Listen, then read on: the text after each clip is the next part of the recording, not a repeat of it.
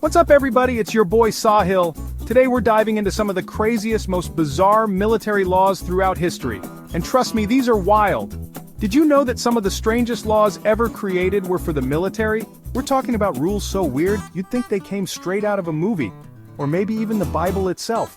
Get ready to have your minds blown because we're about to explore the weirdest military laws in history. From ancient Greece to modern-day America, we're traveling through time to uncover the stories behind these outlandish regulations.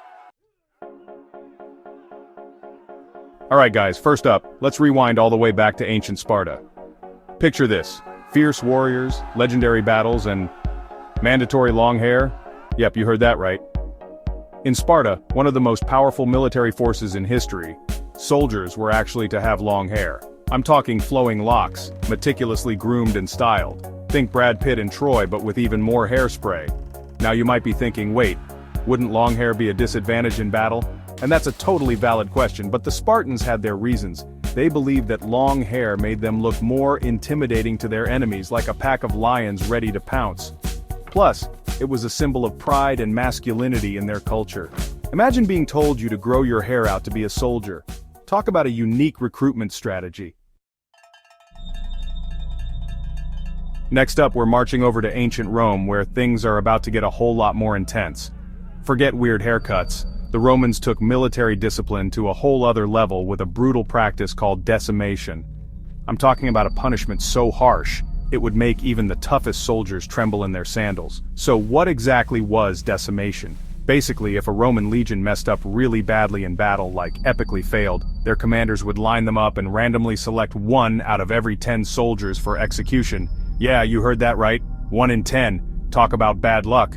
The chosen soldiers would then be beaten to death by their own comrades. Brutal, right?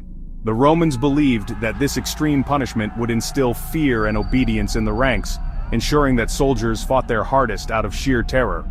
I don't know about you, but I think I'd rather take my chances with the long hair. Okay, fast forward a few centuries and we find ourselves in 19th century Britain. Now you might associate the British military with those iconic red coats and tall bearskin hats. But did you know that for a while their mustaches were strictly forbidden? Yep, you heard that right. No crumb catchers allowed. It all started back in the early 1800s when the British Army decided that facial hair was, and I quote, unsightly and conducive to unsoldier-like habits. Basically, they thought mustaches made soldiers look too scruffy and rebellious. But here's the kicker, they allow beards. And not just any beards, full-on, glorious ZZ Top-style beards.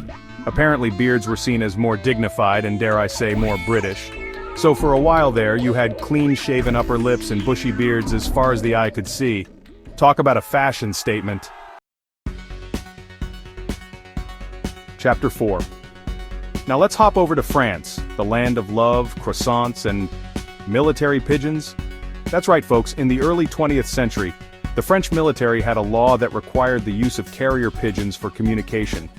And we're not just talking about a few birds here and there. We're talking about a full-fledged pigeon air force. These feathered messengers were trained to carry messages across enemy lines, delivering vital information that could mean the difference between victory and defeat. They were basically the tiny winged drones of their time.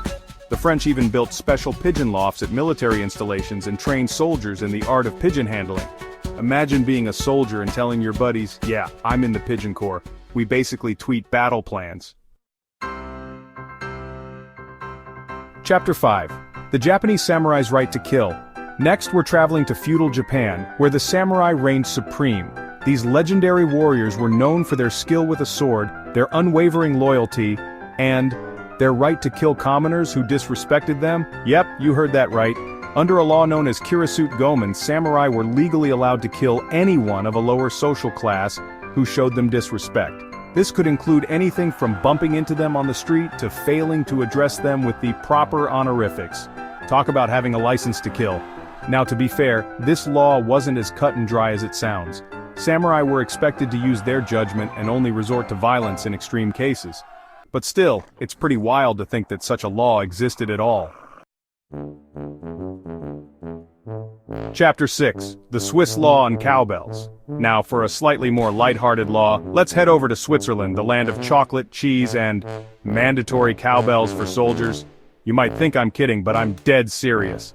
Back in the day, the Swiss military had a law that required soldiers to carry cowbells with them during certain times, especially during training exercises in the Alps. Now before you start picturing Swiss soldiers charging into battle with cowbells clanging, let me explain.